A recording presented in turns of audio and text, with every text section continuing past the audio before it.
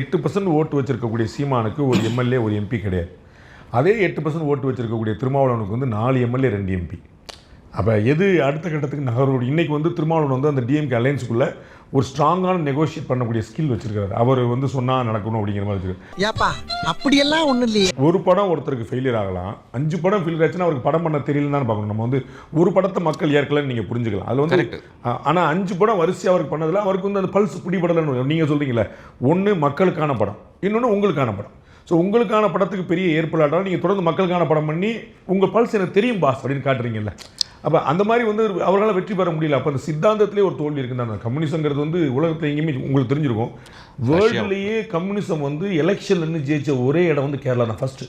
வேர்ல்டுலேயே first அவங்க election போனால் துப்பாக்கி சூடு புரட்சி அப்படின்னு சொல்லிட்டு பண்ணி விட்ருவாங்க. அப்போ இன்றைக்கி நம்ம பார்க்குறோம் ரஷ்யாலேயோ சைனாலேயோ எல்லா இடத்துலையுமே வந்து அங்கே வந்து சர்வாதிகாரம் தான் இருக்குது, கம்யூனிசம் இல்லை. ஸோ கம்யூனிசம் சரியாங்கிறதுலே ஒரு கேள்வி வந்துடுது.